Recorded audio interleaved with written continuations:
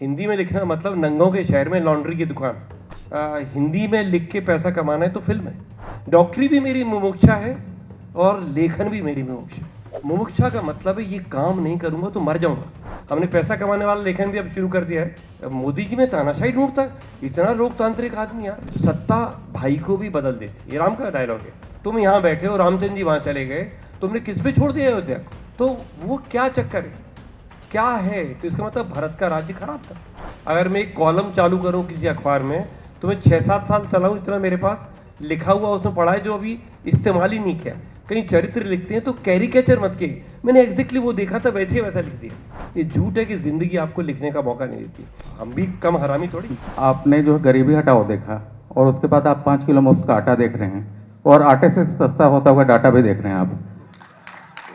आपने सर आपने इमरजेंसी की भयावहता देखी और अब आप अभिव्यक्ति का आनंद लोक देख रहे हैं, अभिव्यक्ति का अमृतोत्सव देख रहे हैं। तो सर ये 5 दशक की जो आपकी यात्रा है, जो मतलब हम बहुत विनम्रता से आग्रह करना चाहेंगे कि अपनी उस पूरी यात्रा को आप बताइए, क्योंकि वो बृहद भारत का सिंहावलोकन है वो, और आप हर एक कालखंड अलग चुनौती प्रस्तुत करता है लेखक के लिए, खासकर व्यंगकार के लिए। तो कौन से कालखंड में किस तरह की चुनौतियां रही ये भी बताएं तो बहुत अच्छा होगा। एक तो आपकी बात से लग रहा है यार बहुत बुढ़े हो गए। मतलब आपसे जब मैं बात कर रहा था इन्होंने बोला आप हमारे पिताजी, ये भी ऐसे कम बहुत यंग नहीं बचे तो इन्होंने कहा कि हमारे पिताजी जो हैं, हाँ थैंक यू, हाँ हमारे पिताजी धर्म में आपकी रचनाएं पढ़ते थे, तब हम डब्बू जी पढ़ते थे। तो उसमें डब्बू जी कॉलम आता था जो बच्चे पढ़ा करते थे बच्चों वाले में, और आपका तब से रचनाएं हम पढ़ रहे हैं सर। अच्छा, मेरे को आज तक नहीं लगा कि मैं बुढ़ा हो गया हूँ। नहीं सर, ये तो मैंने कहा, ये मुस्कान, ये स्मित मुस्कान कौन कहेगा? मैं 73 साल का हो गया। अच्छा, दूसरी बात है कि मैं चाहता तो जयकारे लगवाना हूँ, लेकिन तालियों से काम चला लूंगा, मैं संतोषी हूँ मैं थोड़ा सा। तो मैं 73 साल का हूँ और मैंने शायद मेरा पहली रचना 73 में छपी थी धर्मयुग में। लिख में उससे पहले ही रहा हूँ। मेरी बल्कि पहली कविता जब मैं 6वीं क्लास में था, तब मेरी दैनिक जागरण में छपी थी। मैं तब से लिख रहा हूँ जब मैं 6वीं कक्षा में था। मैंने व्यंग लिखना शुरू किया जब मैं मेडिकल कॉलेज में आया, और मेरा मेडिकल कॉलेज में जब 2nd ईयर में था। उससे अभी मैं तुमसे बात करते हुए हिसाब लगा रहा था, तुमने कहा 50 साल से लिख रहे हैं, 50 साल से लिख रहे हैं। तो मैंने कहा यार क्या 50 साल से लिख रहे हैं? तो हाँ, 73 से अगर पहला धर्मवीर, उस समय में मानक पत्रिका होती थी, अगर धर्मवीर भारती ने आपको छाप दिया तो आप रातों रात हिंदी के बहुत बड़े आदमी बन गए, छोटे मोटे नहीं। उसमें अगर एक पत्र भी छप जाता था आपका, लेटर टू एडिटर, तो आप मान लिया जाते थे कोई बहुत बड़े आदमी होंगे, तभी तो धर्मवीर में भारती जी ने आपका पत्र छाप दिया, वरना पत्र छपना भी मुश्किल था। उसमें आपको लगातार छापा, तो पहली रचना मेरी वहाँ छपी थी। तो मैं लगा रहा था कि हाँ यार हो गया, 50 साल तो हो गए। मतलब लेखन से रिटायरमेंट की अगर कोई एज होती, जो पहले के जमाने 55 साल में रिटायर हो जाते, तो तब से लिखा। और लिखने में होता ये है सर कि आप कब तक लिखोगे, थक जाओगे। आप कोई भी एक काम करोगे उससे आप ना थकें, उसके लिए एक शौकिया लेखन शुरू होता है, जहाँ आसपास के आपके दोस्त आपकी तारीफ करते हैं। आजकल जरा सा ज़्यादा फेसबुक पे डालते हैं, उस पर लोग तारीफ करते हैं, और धीरे धीरे धीरे वो ठीक से आग थी ही नहीं एक्चुअली। तो जिसे आप आग कह रहे थे, मेरे अंदर लेखन की आग है, लेखन की आग, वो थी नहीं। कुछ ऐसी दो चार चीज़ें थीं जो चिंगारियाँ थीं जो थीं, और वो कब डूब गई पता नहीं चला, क्योंकि आपको ही नहीं पता कि वास्तव में आप, देखिए क्या है। मैंने कि मेरे से किसी ने पूछा था कि आप क्यों इतना व्यंग लिखते रहते हैं। एक होती है व्यंग की इच्छा लिखने की, 4 लोग मुझे पहचाने, 4 लोग मेरी बात करें, कुछ लोग कहें हाँ अरे अच्छा आपने बड़ा अच्छा लिखा था। आपके एक क्लास में तो क्लास वाले, पड़ोस वाले बहुत है, तो आजकल एक आपका सोशल मीडिया का, ये तो एक आपका, तो आपकी इच्छा क्या है लिखने में, आपकी इच्छा क्या है? तो एक होती है लिखने की भूख, कि मेरी भूख है तो भूख हमेशा भर जाएगी। आपको भाई कितनी भूख होगी यार, 4 रोटी की, चलो तुम तो बहुत खाते हो भैया, तुम 10 रोटी खा लोगे और इतना भर के खा लोगे, फिर आपका पेट भर जाएगा, तब आप रोक देंगे। एक होती है मुमुक्षा। मुमुक्षा का मतलब है ये काम नहीं करूंगा तो मर जाऊंगा। वो मुमुक्षा अगर अगर आपके अंदर वो मोक्षा है कि यार मैंने आज नहीं लिखा तो जैसे मेरा आज का दिन जीवन में हुआ ही नहीं, मेरे मेरे जीवन के पन्ने से, वो जीवन की किताब से वो पन्ना ही खारिज कर दिया, क्योंकि आज मैंने लिखा ही नहीं, आज मैंने कोई क्रिएटिव काम ही नहीं किया। क्यों लिखे बिना अब जीना कैसा? तो जब आपके अंदर ये भाव आ जाए तो क्या 50 साल और क्या 60 साल, जब तक या तो हम खुद नहीं मर जाएंगे, कोई मर्डर नहीं कर देगा हमारा, तब तक मानिए कि हम तो लिखते रहेंगे, क्योंकि हमें आज भी बेचैनी होती है। एक किताब छपती है, एक उपन्यास जाता है कि मेरे मन में एक अगले 2-3 उपन्यासों की थीम चलती रहती है, और उसमें कोई एआई का आज तक, हम तो एआई चलाना जानते नहीं, साला मोबाइल नहीं चला पाते। यहाँ यंग एज में मैं जितने यंग बच्चे भी सामने बैठे हैं, शशांक भारती, जैन साहब बैठे हुए हैं या नीलोत्पल बैठे हुए हैं, मेरा कंपटीशन इनसे है। मेरे को तो जब मैं नीलोत्पल से उपन्यास मांगता हूँ कि यार तुम्हारा ये उपन्यास, क्यों मैं तो साला उसको मंगा नहीं पाता, मेरे पास समय नहीं है लर्न करने के लिए कि मैं ये सीखूं अब कि यार कैसे ऑर्डर करते हैं, उतने में तो मैं कुछ और चीज करूंगा। जी, ये डॉक्टरी में भी देखिए, अभी आपने कहा था, जिसने मेरा परिचय दिया कि ये डॉक्टर रहते थे नहीं भैया, मैं बहुत व्यस्त डॉक्टर अभी हूँ, अच्छा खासा डॉक्टर हूँ, खूब हूँ। अभी भी शाम के यहाँ अपने प्रोग्राम डिले कर दिया, तो शाम के मैंने पेशेंट्स अपने आगे के लिए मंडे के लिए बुला दिए कि यार शाम को मैं नहीं आ पाऊंगा, यहाँ का कुछ भरोसा नहीं, कितने बजे तक चालू करेंगे, कब मैं खत्म कर पाऊंगा, तो प्लीज आज शाम को मत आइएगा। तो मैं डॉक्टर अभी भी हूँ, उतना ही हूँ। डॉक्टरी भी मेरी मुमुक्षा है और लेखन भी मेरी मुमुक्षा है। बहुत ही बढ़िया, बहुत खूब। और डॉक्टरी मेरी मुमुक्षा पैसे कमाने के लिए नहीं है। डॉक्टरी 2 तरह की होती है, ये पैसा कमाना, लेखन भी 2 तरह का होता है। हमने पैसा कमाने वाला लेखन भी अब शुरू कर दिया है दिव्य जी। हमने अभी एक फिल्म लिख डाली, एक और फिल्म लिख डाली। अभी हमें तो देखिए ओटीटी में हमारे नरक यात्रा का उन्होंने एप्लाट वालों ने, जो ये इसके हैं बिरला, हाँ बिरला वाले, इन्होंने जब मांगा हमसे, कॉन्ट्रैक्ट मांगा कि हम सब आप कर रहे हैं, तो मैं उसका अमाउंट देख के, हिंदी वाला आदमी है, हम हिंदी में लिखना मानते हैं, हिंदी में लिखना मतलब नंगों के शहर में लॉन्ड्री की दुकान। यहाँ तो आपका कोई ग्राहक तो आएगा नहीं, बल्कि आप ही को उतरवा के ले जाएगा। सर किताब छपी है, सर मैं किताब दे रहा था, जब ले जाऊं, या आपने दे दी तो वापस नहीं करेगा, और बाकी आपका पाठक खुद खरीद के किताब पढ़े, ये तो हमने कल्चर छोड़ ही दिया कि कल्चर कोई किताब लिख के कोई जिंदा रह सकता था। एक जमाने में प्रेमचंद या और लोग जो जिंदा रहते थे, पता नहीं कैसे होता था। आज तो आपको, अगर आप लिख के और उस किताब के पैसे से आप जिंदा रहना चाहते हैं तो बहुत मुश्किल है। जीवन महंगा हो गया और किताबें सस्ती हो गई और खरीदने वाले कोई बचे नहीं। जी जी बिल्कुल। तो अब आपको अगर हिंदी में लिख के पैसा कमाना है तो फिल्म है। ये हमने जाना जब मैं आपको ये नहीं कह सकता है कितने पैसे मिले, पर मैं देख के हैरान हो गया। और जब मैंने एक अपने मित्र से जो फिल्म में लिखते थे, उनसे मैंने पूछा कि यार इतना ऑफर कर रहे हैं यार, ये तो बहुत, कहीं कोई एक आध जीरो कम ज़्यादा लगा दिया इन्होंने, या कुछ और कोई मेरे साथ खेल कर रहा है, मजाक कर रहे हैं।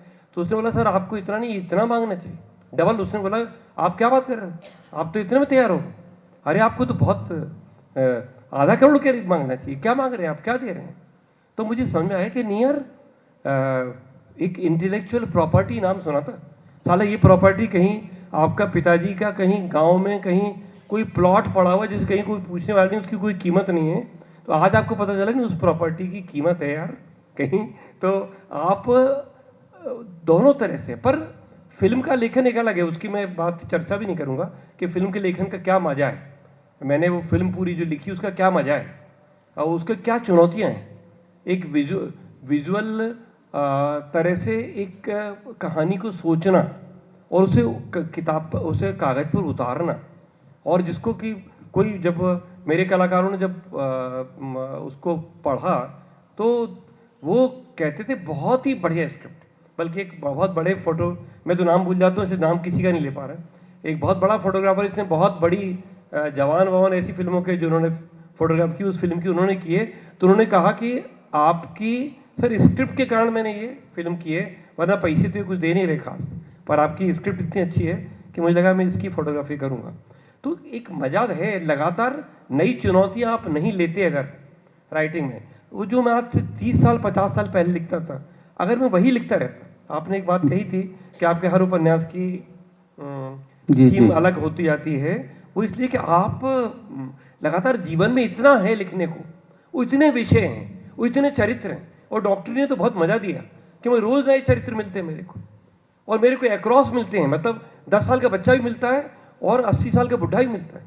एक औरत है जो अपने पति से परेशान है, एक औरत है जो अपने पति पे शक है कि वो कुछ धोखा दे रहा है, एक पति है जिसे अपने पत्नी का चिड़चिड़ापन बर्दाश्त नहीं, वो उसके सामने नहीं बोलता, पीछे आपको बोलता है कि सर असली बात तो ये है, असली बात तो ये है सर, मैं क्या बताऊं, जिंदगी तबाह हो गई। अब ऐसे जो आपके चरित्र आपको मिलते हैं देखने को, इनकी कहानियां कौन कहेगा? तो हम डॉक्टर हैं, मैं मिल गया, तो मेरे को तो बहुत बड़ा अवसर है डॉक्टरी से कि मुझे रोज नए चरित्र मिलते, रोज नए, और आपको रोज नई कहानियां मिलती हैं। तो आपको अपने आप को रिपीट तो करना ही नहीं है। और ये झूठ है, ये झूठ है कि जिंदगी आपको लिखने का मौका नहीं देती। वो लोग जो बहाने करते हैं ना लिखने के, जो बहाने खोजते हैं, अरे यार हमने लिख लिया होता, वो साला उपन्यास एक आधा ही पढ़ा हुआ है, आधा इसे पढ़ा है, तुम उसमें जाना नहीं चाहते, उसके पास नहीं जाते। उपन्यास तो आपको रोज बुला रहे, तो आपको कभी बहाने मत खोजिए, ना लिखने के बहाने।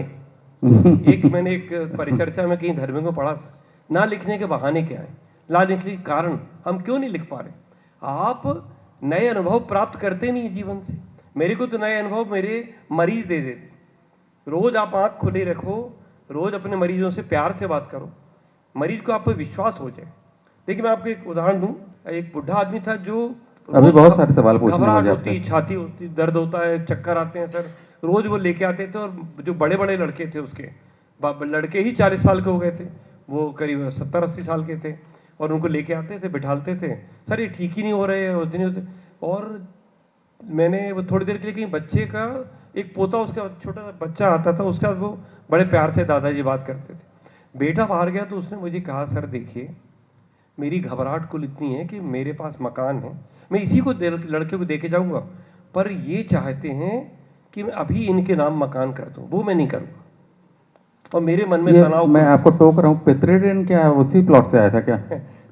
पितृण दूसरी तरह से आया था, पर इस तरह कोई भी एक बात और है कि मेरे कोई भी चरित्र उपन्यास के या कहीं, और आपको भी बताऊं, कोई कैरिकेचर क्रिएट मत करिए। कहीं चरित्र लिखते हैं तो कैरिकेचर मत किए। मैंने एग्जैक्टली वो देखा था, वैसे वैसा लिख दिया, वैसा का वैसा लिख देंगे तो वो कैरिकेचर हो गया, वो कभी नहीं पकड़ेगा।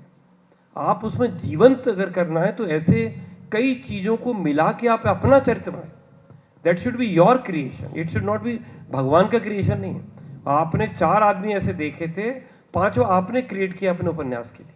वो ना वो है, ना वो है, ना वो है, और वो सब है, वो 5 हैं उसके अंदर, और वो आप एक चरित्र बनाते हो, वो अद्भुत हो जाता है, क्योंकि वो आपने पैदा किया, वो भगवान का पैदा हुआ चरित्र नहीं है। चाहे प्रेम के हो, चाहे अभी मेरे लेटेस्ट जो एक तानाशाह की प्रेम कथा ही बहुत मजा आया। एक तानाशाह की प्रेम कथा में मैंने एक देश का बादशाह है जो देश प्रेम को इतना बड़ा मानता है कि वो कहता है कि पूरे देश में प्रेम बंदी होना चाहिए, प्रेम बंद, क्योंकि ये जो आदमी वेस्ट करते हैं टाइम, लड़के लड़कियां आपस में, इनको देश से प्रेम करना चाहिए। ये सब क्या है, वो उपन्यास के उसमें आसपास है। तो मुझे एक बनारस से फोन आया, और उसने था तो डर तो इस बार हमेशा था, उसने मुझे फ़ोन किया कि सर ये उपन्यास आपने बहुत अच्छा लिखा है। वैसे मैं BHU का सेक्रेटरी हूँ शायद, यूनियन का या कुछ, उसने पहले धमकी नुमा उसमें बोला है, जैसे जो बोला करते हैं। मैं सर उसका सेक्रेटरी हूँ और RSS का यहाँ का एक बहुत एक्टिव वर्कर हूँ, और सर ये जो इसमें बहुत अच्छा लिखा है आपने, पर ये बादशाह का चरित्र सर कुछ प्रधान सेवक जैसा नजर आ रहा है। तो मैंने हम भी कम हरामी थोड़ी 73 साल के हो गए हैं और इतनी चीजें ऐसे लोगों से बहुत डील किया है, तो हमने उनसे कहा भैया यही कॉन्फिडेंस चाहिए। हाँ, मैंने कहा यार मुझे हैरानी है कि आपको इसमें अपने प्रधान सेवक दिखे।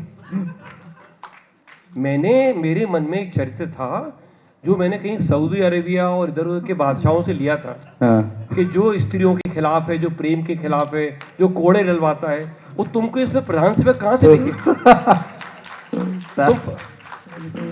वो बेचारा माफिया मांगने लग गया। नहीं सर, नहीं मैंने कहा यार तुम बताओ, मैं तो तुम्हारा नाम क्या है? मैं यहाँ के आरएसएस वालों से पूछूंगा, मैं जानता हूँ मेरे कई आरएसएस वाले मित्र हैं, मैं उनसे पूछूंगा यार तुम्हारा कोई बनारस में बैठा आदमी है, वो इस उपन्यास में प्रधान सेवक ढूंढ रहे हैं। तो मतलब ये तानाशाह में वो मोदी जी में तानाशाही ढूंढता है, इतना लोकतांत्रिक आदमी यार। सर अभी क्या होता है, आप व्यंग को 360 डिग्री में देखते हैं और सिनेमा भी उसमें शामिल है और तमाम तरह की चीज़ें शामिल हैं। उपन्यासों पे तो हम बात करेंगे आपसे जो मतलब, लेकिन एक जो ठंडा मतलब कोका कोला जैसा, वैसा व्यंग मतलब 500 700 1000 शब्द 1500 शब्द में कुछ भी लिखा हुआ जो एक कथात्मक शैली में भी हो सकता है, वो ऐसे भी हो सकता है, उस चुटीलापन हो, उससे हंसी आए और उससे कोई बहुत गहरे अर्थ खुलते हों। ये परसाई जी ने जो है इसको एक साहित्यिक विधा के रूप में स्थापित किया। तो जो हिंदी का व्यंग दादा परसाई की उंगलियां पकड़कर जो है कूदता फांदता आगे चला और काका ज्ञान चतुर्वेदी के कंधों पे धमाचौकड़ी करता हुआ हिंदी के अखबारों और पत्र पत्रिकाओं में आया और बहुत धमाल मचाने के बाद अचानक कहाँ गुम हो गया वो इश्तहार ढूंढ डाल के भी हम ढूंढ नहीं सकते उस व्यंग को, तो विधा लुप्त क्यों हो गई? देखिए एक बात बहुत अच्छे से समझिए, आप अगर पढ़ने वाले आदमी हैं और केवल हिंदी नहीं, अंग्रेजी भी और मराठी भी, गुजराती भी और इवन हम इंग्लिश को हमेशा मानते हैं कि जो इंग्लैंड तरफ की अंग्रेजी है वो ब्रिटिशर्स की अंग्रेजी का परंपरा अलग है और कुछ अमेरिकन परंपरा भी अंग्रेजी की आई है जो अलग किस्म का। सब जगह आप अगर उंगलियों पे भी गिन पाए पूरा, एक आपका हाथ खत्म हो जाएगा उतने में लेखकों के, व्यंग लेखकों के नाम खत्म हो जाएंगे। जी बिल्कुल। तो व्यंग लेखन हमेशा बहुत कठिन बात थी और बहुत सरल बात है, क्योंकि आजकल जैसे कविता का है कि बहुत कठिन है और बहुत सरल है। सीधे आप तुकबंदी कर दो तो भैया तालियां तो कोई भी पिटवा जाता है। तो आप या दो चुटकुले सुना दिया आपने और आपने कहा ये व्यंग है, तो व्यंग बहुत कठिन विधा है।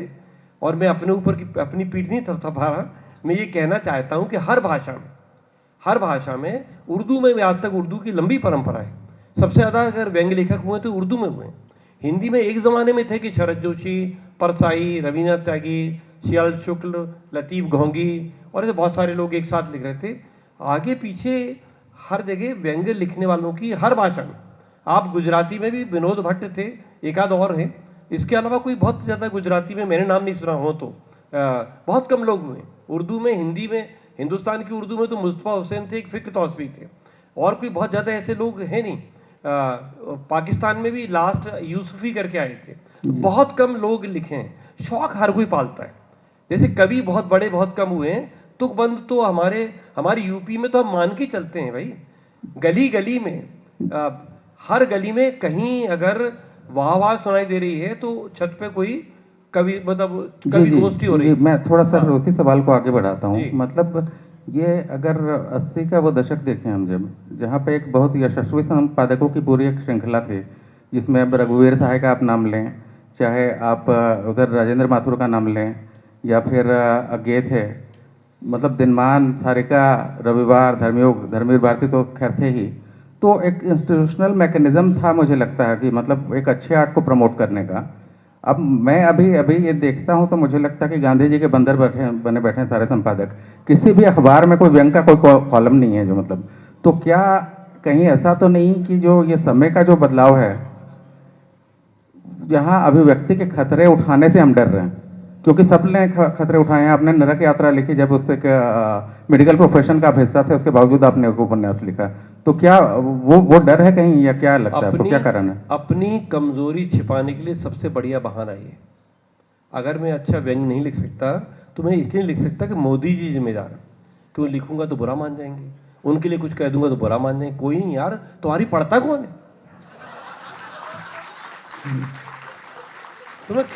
तुम्हें कहाँ गलतफहमी है कि तुम्हारी कोई पढ़ रहा है?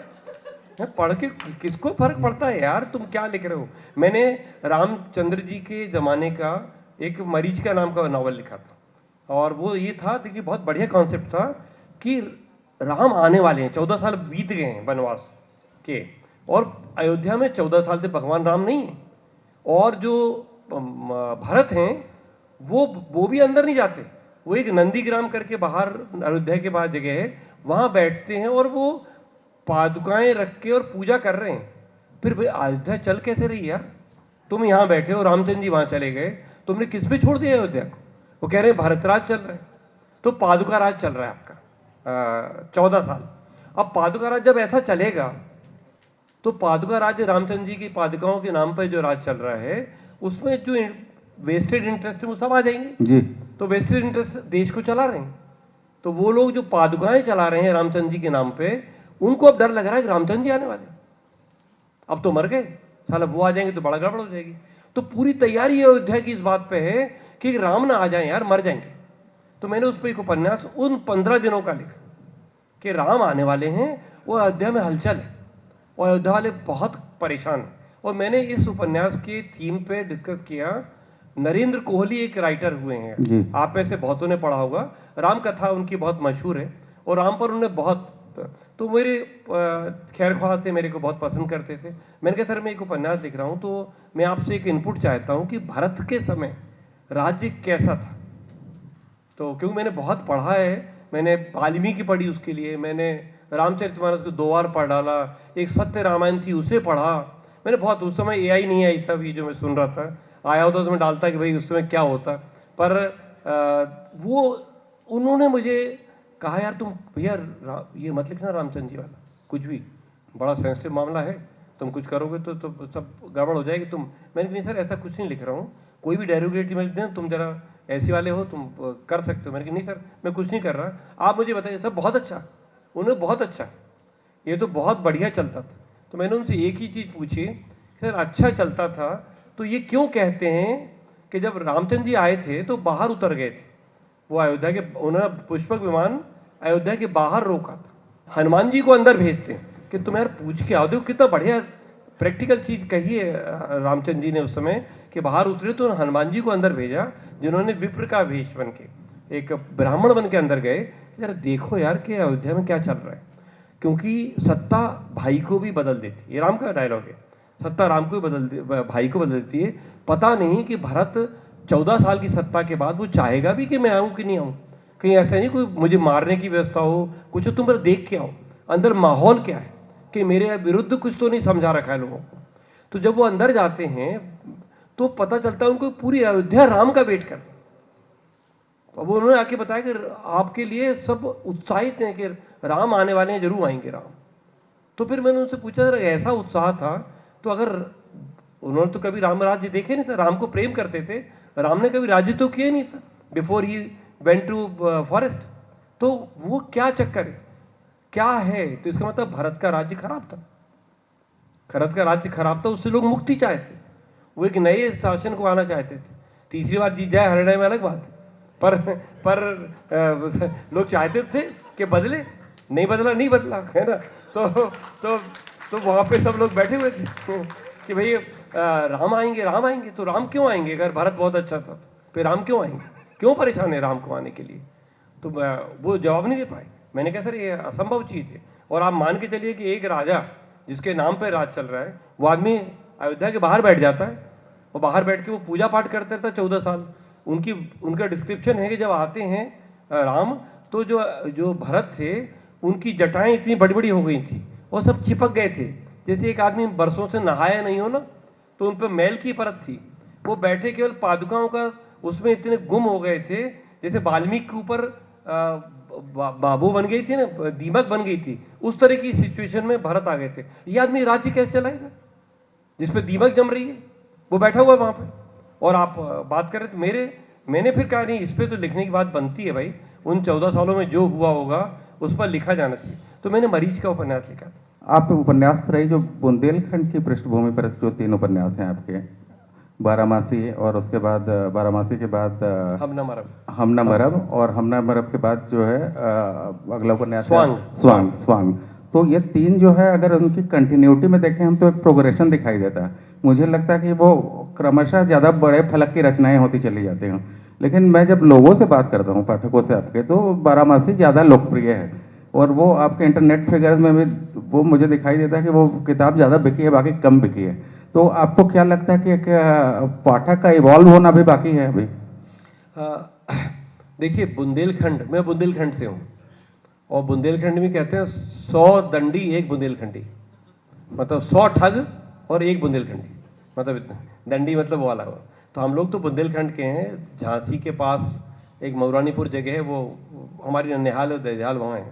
बुंदेलखंड को मैंने बहुत करीब से देखा था, और मेरा पहला उपन्यास जो बारामासी आया वो बुंदेलखंड की फैमिली लाइफ को लेके है, और जहाँ पे सबसे बड़ी समस्या हमारे आज भी है, अनफॉर्चुनेटली आज भी है, हमारे जो गांव की और हमारे कस्बों की परिवार की सबसे बड़ी चुनौती और समस्या और सपना सबको एक साथ कर दें, वो है कि कैसे लड़की की शादी हो। एक लड़की पैदा हो गई है घर में, वो तो बस उस दिन से पूरा परिवार बूढ़ा होने लग गया कि अब तो इस लड़की की शादी करनी, और बिन्नू की शादी होने, बिन्नू के हाथ पीले होने, और भैया कछु देखो यार, कछु तुमने देखो हो तो, कछु घर बताओ, देखो तो जरा कहता हूँ, ये चालू हो जाता है। और ये ही सबसे बड़ी है। और बिन्नू की शादी पे बात नहीं रुकती, बिन्नू शादी के बाद ससुराल में जाके पिटती हैं जो दहेज के लिए, उसके बाद दूसरी एक कथा शुरू होती है। तो वो कथा मैंने बारामासी में की, वो तो निश्चित ही पकड़ेगी लोगों को कि सबकी थी, पर मुझे लगा था मैंने पूरी बात नहीं कही। फिर मैंने ये, उसमें शादी का महोत्सव बहुत मजेदार, उसमें हमने, मुझे लगा कि नहीं यार, उत्साह हमारे यहाँ दो तरह के हुए, एक शादी और एक मौत। और मौत पे बड़ी बड़ी बात है, और मौत के बाद सबसे ज्यादा झगड़े ये बुंदेलखंड में होते हैं। वो एक एक बर्तन का झगड़ा होता है, पिताजी मर गए, उनके बर्तन बट रहे, तो ये कांसे वाला लोटा हमारा है भैया, तो वो तीन भाई हैं, वो कांसे की परात, कांसे की लोटी, और उस पर लड़ाइयाँ चल रही हैं। ये मैंने देखे, खुद से देखे, अपने परिवार में देखे। और तो ये मुझे लगा था कि यार मृत्यु की रियलिटी और मृत्यु की, अच्छा साथ में फिलोसफिकल बात कर रहे हैं, अरे आत्मा परमात्मा से मिल जानी है, सब यहीं छूट जाना है, क्या होना है, पर ये लोटा लेके जाएंगे हम। हाँ यार भैया, सब यहीं छूट जाना है, तो लोटे के लिए क्यों लड़ रहा है तू? पर ये है, तो मुझे लगा था यार एक बड़ा अच्छा टॉपिक बनता है ये वाला, जो हमना मरब। तो एक है हमना मरब मरी है संसार, एक ये उसका एक उल्टा लीजिए कि हमें लगता हम नहीं मरेंगे, सब मर जाएंगे। एक है फिलॉसफी की, ये है कि वास्तव में मैं नहीं मरूंगा, मेरे लिए संसार मर जाएगा, मैं निकल जाऊंगा यहाँ से, संसार रहेगा पर मैं मरा थोड़ी, मैं कहीं हूँ। आज मैं मानता हूँ मेरे पिता कहीं हैं, आसपास कहीं हैं, है नहीं पर हैं। तो एक फिलॉसफी, तो फिलॉसफी ये है, और एक है कि भैया हम ना मरा मरिए संसार, में लगता है सब मर जाएंगे, तो मैं जितना बटोर लूँ उतना बटोर लूँ, मैं तो कोई मरने वाला नहीं। ये अद्भुत उपन्यास है, और तो मैं ये बहुत मजेदार उपन्यास, जितने भी युवा हैं यहाँ पे, मैं आग्रह करूंगा एक बार ज्ञान चतुर्वेदी गूगल करें आप, सारा कुछ आपको मिल जाएगा। और हम सेलिब्रेट नहीं करते अपने राइटर्स को, और आसानी से सुलभ हैं। ज्ञान जी हमारे लिए बहुत सौभाग्य का की बात है ये। मैं आखिरी सवाल लेकर अगर ये नहीं पूछूं तो फिर लगेगा कि जो है क्या पूछा। ये एक सवाल तो बनता है ना, जैसे आम चूस के खाते हैं या काट के, तो आप टाइप करके लिखते हैं या आप कलम से लिखते हैं?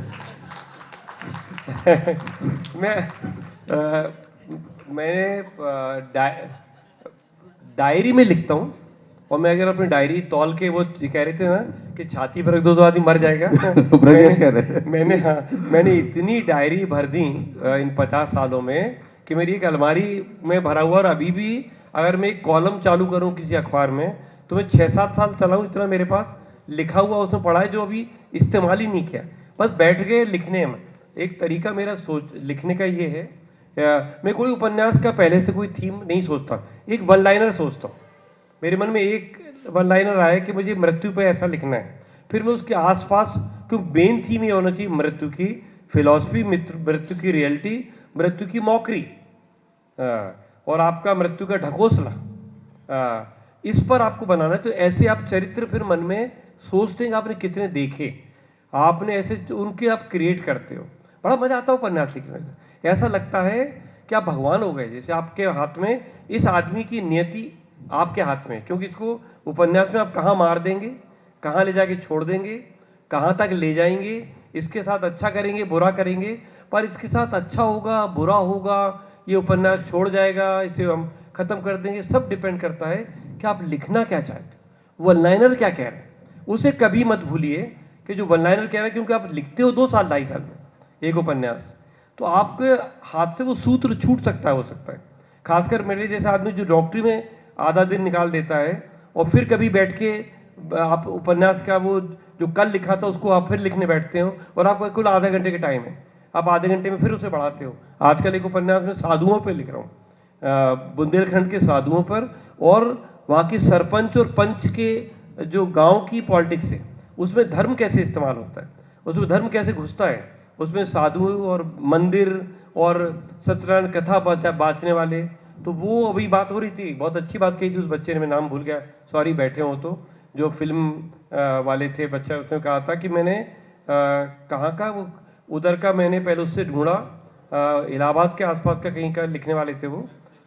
हाँ, और वो जब उसने पढ़ के देख लिया कि नहीं यार, जाए बिना काम नहीं होगा, तो आप कितना भी अभी फिलहाल जो एआई है वो आपको महसूस नहीं करा सकती वो गांव जिस पर आप लिखने बैठे हो आज 20 साल बाद, आज 40 साल बाद मैं गांव का बुंदेलखंड का लिखने बैठा हूँ। तो मैं अभी 7 दिन घूम के आया, डिफरेंट मंदिर घूम के आया, वहाँ के सरपंच भवन, वो सारी चीज़ देख के आया। उससे देख के आपके अंदर फिर से वो राख आपको रेतते हो ना, तो अंदर से जो अभी भी आग है वो बाहर निकल आती क्या है। बात है सर, तो आपको वो तुम बहुत ही